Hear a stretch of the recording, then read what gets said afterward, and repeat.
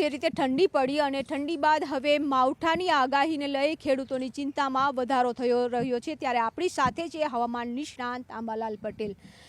કાકા, અત્યારે તો ઠંડી ને હવે ઠંડી બાદ છે શિયાળામાં માવઠું, એટલે કે ખેડૂતોની ચિંતા વધી રહી છે. શા કારણે આ માવઠું થશે? ખેડૂતોની ચિંતા વધી રહી છે અને કેટલાક પાકને ફાયદો પણ છે, પરંતુ માવઠું થવાની અત્યારે કારણ એક મજબૂત શિયાળાનો પ્રથમ પશ્ચિમી વિક્ષોભ આવી ગયો છે અને આ પશ્ચિમી વિક્ષોભની અસર જબરી છે.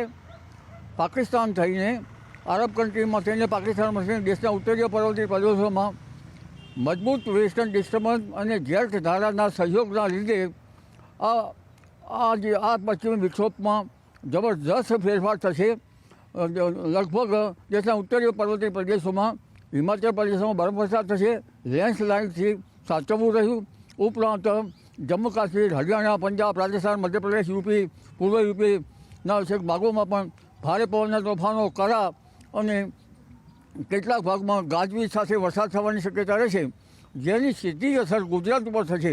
રાજસ્થાનના સંલગ્ન ભાગો અને લગભગ કચ્છના થોડા ભાગોમાં કમોસમી વરસાદની શક્યતા રહેશે, જેમાં ગુજરાતના ભાગોમાં મહેસાણાના ભાગો ઉપરાંત લગભગ એના એડજોઇનિંગ ભાગો તેમજ પંચમહાલના ભાગો, પૂર્વ ગુજરાતના ભાગોમાં કમોસમી વરસાદ થવાની શક્યતા રહેશે. મહેસાણા, પંચમહાલ, સાબરકાંઠા ઉપરાંત તેની અસર છે ગાંધીનગરના ભાગો સુધી પણ થવાની શક્યતા રહેશે. ગાંધીનગરના કેટલાક ભાગોમાં વરસાદ કે છાંટા થવાની શક્યતા રહેશે. અમદાવાદનું હવામાન પણ પલટાશે. તારીખ 25થી 28માં આ મોટો ફેરફાર થશે. આ ઉપરાંત દક્ષિણ ગુજરાત અને સૌરાષ્ટ્રના ભાગોમાં પણ વાદળવાળું આવશે. છેક પશ્ચિમ સૌરાષ્ટ્ર, જામનગર, રાજકોટ, સુરેન્દ્રનગર, મોરબી અને અન્ય ભાગોમાં પણ હવામાનમાં મોટા ફેરફાર આવી રહ્યા છે. આ 25 તારીખથી લઈ કેટલા દિવસ સુધી વાતાવરણમાં પલટો જોવા મળશે ને કેટલા દિવસ છે કમોસમી વરસાદ થશે? ખાસ કરીને તો આ પલટો તારીખ 26, 27, 28 આવશે અને જાન્યુઆરીની શરૂઆત સુધીમાં રહેવાની શક્યતા રહેશે. આ પછી પણ એક મજબૂત પશ્ચિમ વિક્ષોભ આવી રહ્યો છે. આ પશ્ચિમી વિક્ષોભની અસર લાંબી રહેશે અને લગભગ જે લઘુત્તમ જે ઉષ્ણતામાન છે તેમાં પણ વધારો થવાની શક્યતા રહેશે.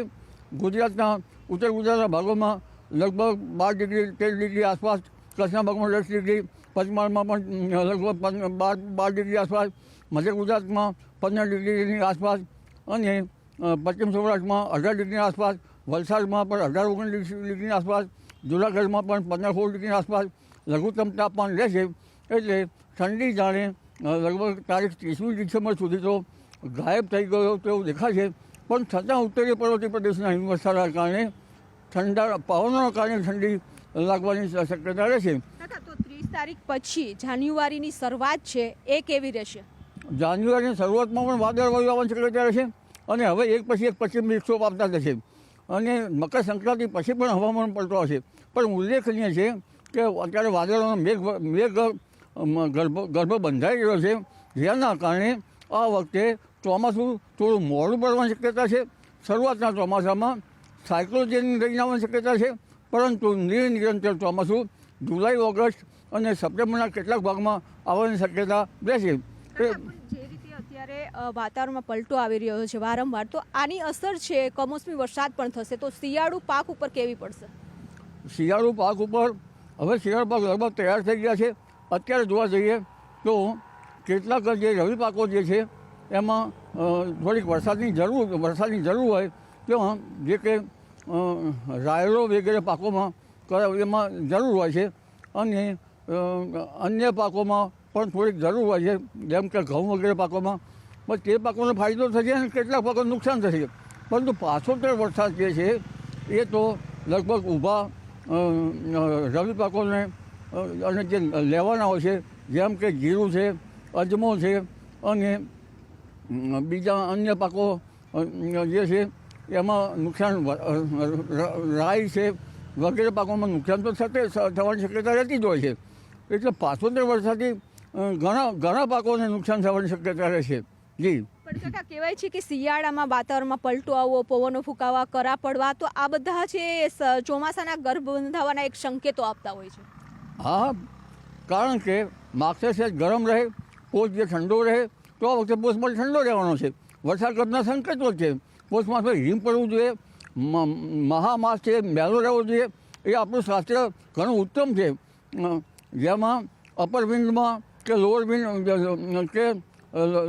કે જે વાયુ શોભમાં વાદળો થાય છે તેના કરતાં જે આધુનિક વિજ્ઞાન છે તેના કરતાં આ પરંપરાગત વિજ્ઞાન જે છે એમાં ઘણું ઉત્તમ પરિણામ, તરત પરિણામ મળવાની શક્યતા રહે છે.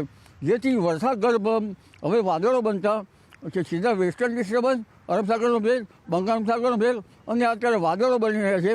જેના કારણે શરૂઆતનો જે વરસાદ થશે એ સાયક્લોન જેની રેન્જ થશે, એટલે સામાન્ય વાયુક્ષોભ અને વાવાઝોડાના કે એવા કારણે થશે. પરંતુ નિર્નિયંત્રિત ચોમાસું લગભગ જુલાઈ, ઓગસ્ટના અને સપ્ટેમ્બરના કેટલાક માસમાં ભાગમાં આવી શકવાની શક્યતા રહે છે. એટલે ચોમાસું ક્લાઇમેટ ચેન્જ ઘણું ગમે છે, પણ ચોમાસું આ વખતે થોડુંક મોડું પડશે. શરૂઆતમાં વરસાદ થશે, પણ નિરંતર ચોમાસું મોડું પડવાની શક્યતા રહે છે. જી